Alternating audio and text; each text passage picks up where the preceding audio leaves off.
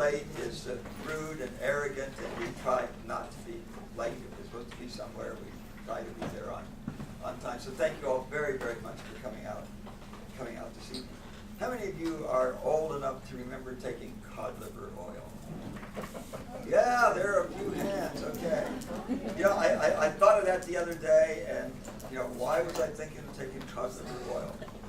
Because what you do of necessity in campaigning today, to me, is very much like taking cod liver oil.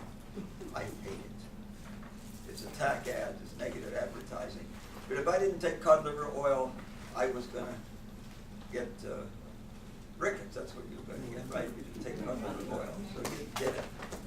And if you don't run campaigns the way everybody else runs campaigns, you can't win today. But I just wanted to let you know that that's not me.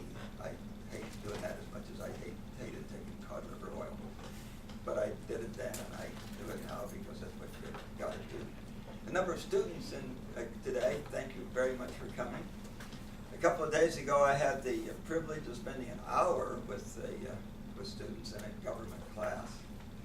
And we were talking about federalism, and I heard that name used a lot in different contexts, and I'd never looked it up in a dictionary encyclopedia to see what people meant by federalism. So I looked it up, and I found out that, gee, it depends on where you're sitting, what federalism is. It means a lot of different things to a lot of different people. But generally what federalism means is that you have several entities that agree to come together under a common set of laws or format, but the individual entities do not lose their identity in this. So it requires a lot of compromise and of discussion and getting together to have true federalism.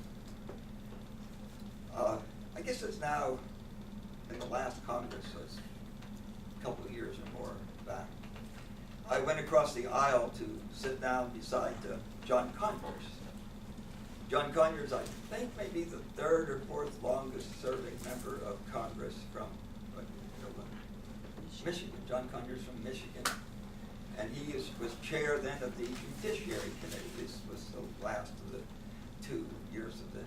4 years that the Democrats had control of Congress after we had it for 12 years, after they had it for 40 years. So it was 40 years, 12 years, and 4 years, and now back in the Republican hands again. And this has to do with federalism. I went across the aisle and I had a copy of the Constitution. I try to always carry one of these in my pocket. And went across the aisle and I sat down beside John Conyers. I said, John, I've got a question about the Constitution, and you're the chair of the Judiciary Committee. I'm sure you can help me. I said, if our founding fathers intended for us to interpret the Constitution the way we do, we use the promote the general welfare, and we use the Commerce Clause to justify doing anything and everything we wish to do. If it makes things better under the promote the general welfare, we can do it in the federal government, which means there's nothing we can't involve ourselves in if we wish. I said, if that's how they want us to interpret the Constitution, how come they put all that detail in Article 1, Section 8? And by the way, Article 1, Section 8 is just between my two thumbs. That's it. And that's the enumerated powers of the Congress. That's what we're supposed to do. So if they want us to interpret it broadly the way we're doing it, so that we can do anything and everything we wish, why did they put all that detail in there? Borrowing money, but we do that. We know how to do that, don't we? Regulate commerce, establish uniform rules of naturalization, uniform laws on the subject of bankruptcy, coin money. Somehow we gave that away to the Fed without amending the Constitution. I'm not quite sure how. I know I've heard people talk about the unconstitutional 1913 Federal Reserve Act. And we didn't amend the Constitution. We just set up the Fed, and now they print money. And the Constitution says that Congress prints money. I'm not sure I understand how that was argued back there in 1913. Provide for the punishment of counterfeiting. Everybody gets punished except the federal government. They counterfeit all. When you're printing money that's not represented by an increase in goods and services, does that sound like counterfeiting to you? Yes. Yeah, it does. And They've been doing what they call quantitative easing, just print money and dump it into circulation. About 3 years ago, there was an article that the Fed was going to buy $1.2 trillion worth of U.S. securities and toxic Fannie Mae, Freddie Mac paper from one March 9 to the next March 9. And the article that announced this said, where will they get the money? And it said that they print it. So Ben Bernanke happened to be up on the Hill, and I didn't get a chance during the meeting, but after the meeting, came up to me and I said, mentioned that to him. I'd seen the article, and so I said, is that true? You're printing that? Yes, he says, we're printing the money and buying $1.2 trillion worth of U.S. securities and toxic Fannie Mae, Freddie Mac paper. I said, well, will that not debase the currency? Yes, he said it would if they noticed, but we hope to pull it out before they notice. I'm not sure when you're running a deficit and an increase in the debt of about $1 billion every 6 or 7 hours. I'm not sure how you pull it out. I'm not sure how you keep them from noticing. Well, I went on through this and established post offices and post roads and lower courts and punished piracy. And so, if they intended us to, and then they came back 4 years later because they weren't sure that everything they wanted the people to understand it was all implicit in the Constitution, but they wanted to make sure that it was explicit. So they started 12 amendments through the process. 10 made it through. We call them the Bill of Rights. And the 9th and 10th of those are very interesting ones. The 9th, in effect, says that all of the rights fundamentally belong to the people, and says don't disparage the rights as belonging to the people. The enumeration in the Constitution of certain rights shall not be construed to deny or disparage others retained by the people. That fundamentally the rights came from God to the people, not from God to a king or an emperor who then would give what rights he wished to the people. Then the 10th Amendment. The powers not delegated to the United States by the Constitution or prohibited by it to the states are reserved to the states respectively or to the people. In other words, if you can't find it in Article 1, Section 8, the federal government can't do it. So John, if they wanted to interpret the Constitution the way we are, to promote the general welfare and the Commerce Clause, to do all these things we're doing, why did they put all that detail in Article 1, Section 8, and why did they put the 9th and 10th Amendments in there? And John looked at me and he said, I'm going to write you a letter inviting you to join the Judiciary Committee. I don't think that John had ever thought about that. I don't think he had ever thought he was a good, and I know these people on the other side of the aisle. They're not evil people. They're just wrong from my perspective. And I don't think that John had ever thought about that constitutional issue. Well, in the type of federalism that we are hopefully involved in, we have a very limited federal government. I'm sure that Thomas Jefferson just turns over in his grave when his name is used with those folk who claim his name and want bigger and bigger government, because he said that his philosophy of government was the government which governs best was the government which governs least. The less government you have, the better off he thought you were. And if it needs to be a function of government, then it should be moved to the lowest feasible level of government. That, I think, is generally, from my perspective, a good philosophy. That government needs to be involved. We have a county commissioner in Frederick County, and his campaign mantra was, if you can find it in the yellow pages, the county shouldn't be doing it. And that's not a bad philosophy, is it? If you can find it in the government and in the yellow pages, why should the government be doing it when the private sector can do it? Well, thank you very much for coming out evening. I apologize for taking a few minutes. I generally don't do that. I would rather talk about the things you want to talk about, so I'd rather take your questions and hear your comments. When I first came to this office, I was the Washington Sun. I was Mr. Smith Goes to Washington, that kind of thing. I'd never had an elected office before, and I espoused some conservative things that were kind of foreign to the press in Maryland. So they sent one of their senior, John O'Donnell, I think his name was, one of the senior reporters who was on an editorial board. He accompanied me as I went about, and I was at a town hall meeting in Smithsburg, I think, and he leaned over and he said, this is more than 70 miles from Washington. he had no idea when you get outside the Beltway what you were going to find, and that was flyover country as far as they were concerned. So this is more than 70 miles from line. Thank you all very, very much for coming out this evening. Comments, questions? Okay. Yes, sir.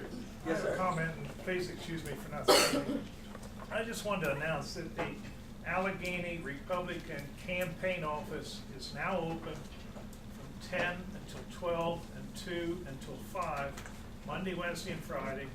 And it's located at 618 Mechanic Street, and that's next to Nittenberg's Insurance. So if you want campaign literature, Republican, come by and see us, or give us a call if you want the phone number. It's 240-727-9604. And we have the literature and signs and stickers there if you're interested. Thank you. Okay. Questions, comments? Yes, sir. I'm an instructor here at the college. Yeah. My name is Sharon Lawson. And I want to know how you feel about the government issuing student loans. Is that something that you're for?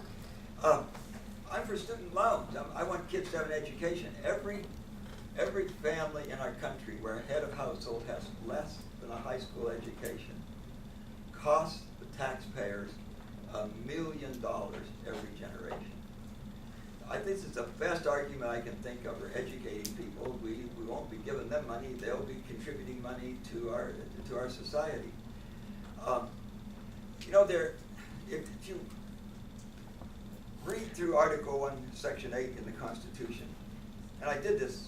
I was fairly new to the House, and they had some time they didn't know what to do with it in a debate. That doesn't often happen. If you watch C-SPAN, it's a minute, 2 minutes, something. They gave me 3.5 minutes. Wow. And what am I going to do in 3.5 minutes? So I thought what they were doing was unconstitutional. I didn't find any place in Article 1, Section 8 to justify what they were doing. So I said, I'm going to read through Article 1, Section 8, and you stop me when I come to that place that gives a constitutional justification for what we're going to vote on here. So I went all the way through Article 1, Section 8, and nobody stopped me because there was nothing in Article Section 8 that justified what we were going to do. So I finished my 3.5 minutes, and I folded up my Constitution, and I put it in my pocket, and I started walking up that center aisle, and the recording clerk came up the aisle after me and tapped me on the shoulder and said, "What was that you were reading from?" And I thought, wow, the Constitution is so infrequently read from in the House of Representatives that the recording clerk who sits there day in and day out didn't recognize the Constitution. When I read it, I said, "That's the Constitution." And she said, "Can I see it?" So I showed it to her. She said, "Can I copy it?"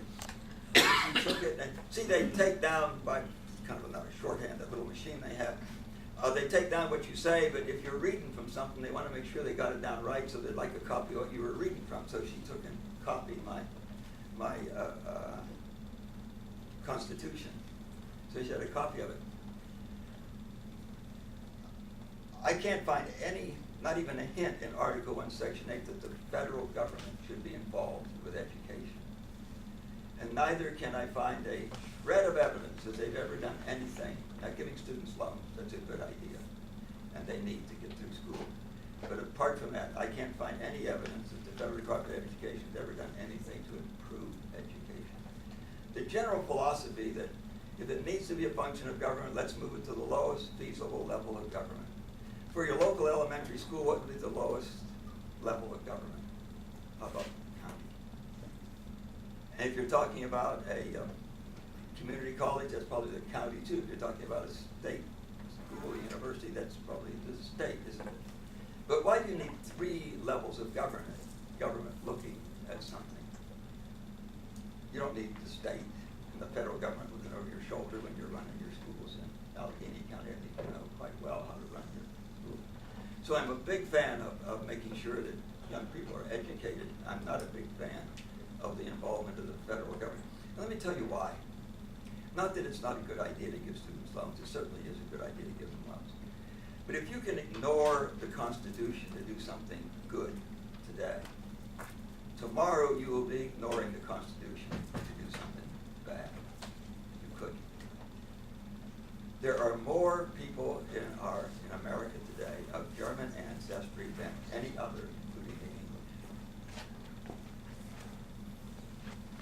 The Holocaust occurred in Germany. How in the heck could that happen?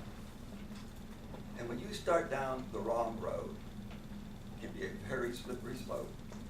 And I'm just so jealous of what we have in this great free country, and I think that we, in very large measure, are who we are.